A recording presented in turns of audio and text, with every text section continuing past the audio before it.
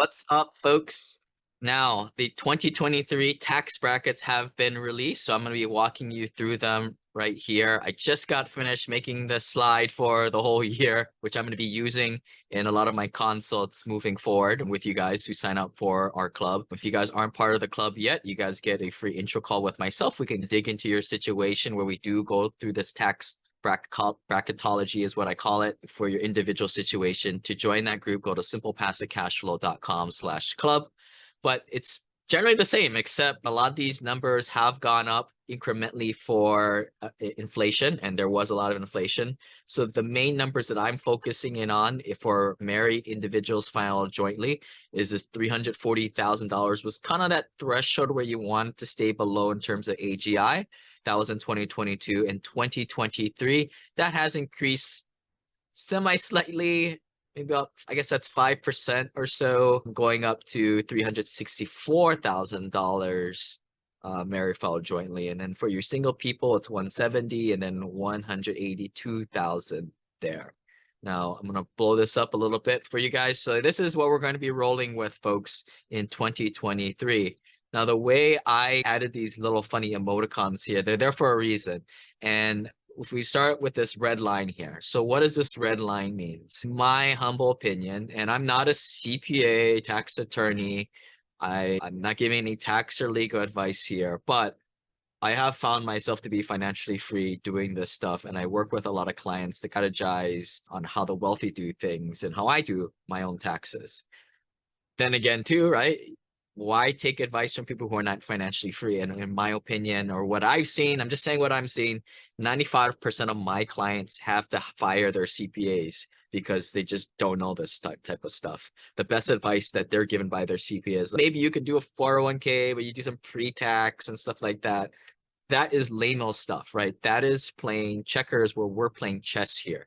And I'll get to that in a bit, like where is it that is the game changer. But the first thing to understand here in terms of the tax bracketology is what I call it, is from the first thing is that you try and stay below this AGI. Now, a lot of our clients make great salaries, $400, $500 million of adjusted gross income every year.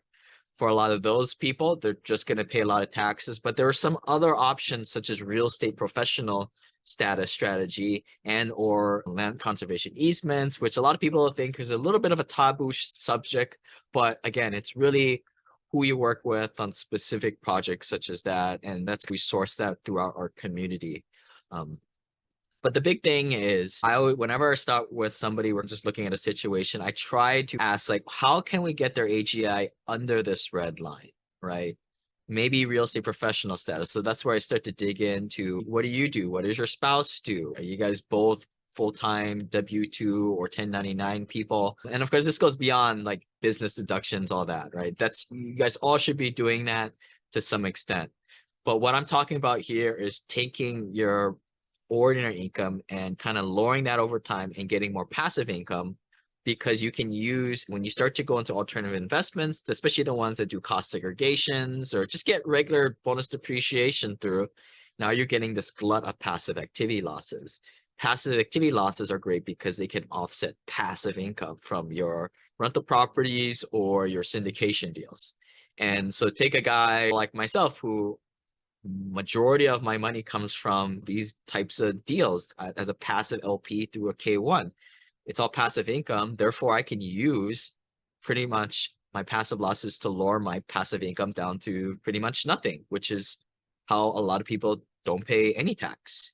Problem is, for I think a lot of new people coming into our ecosystem, you have a high amount of ordinary income. Ordinary income is bad, right?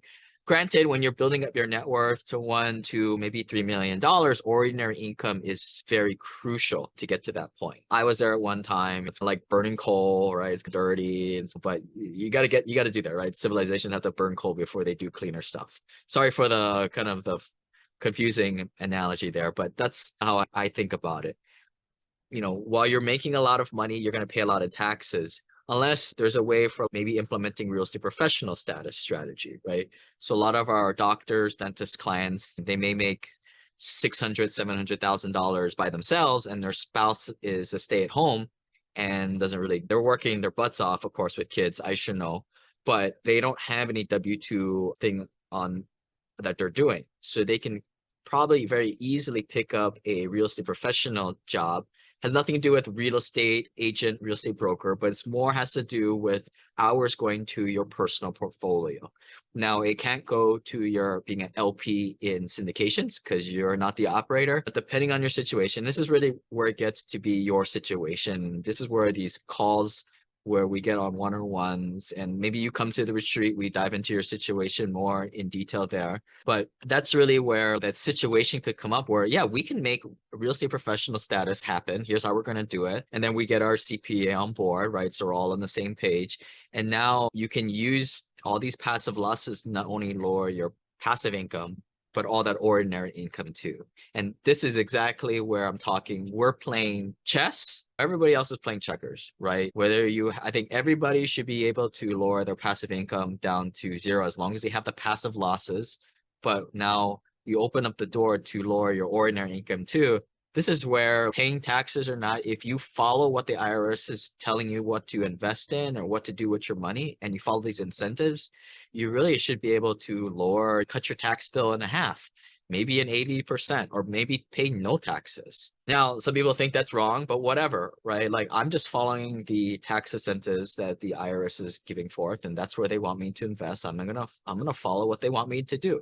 Simple as that. But if you guys are interested in this, make sure you guys go to simplepassivecashflow.com/tax.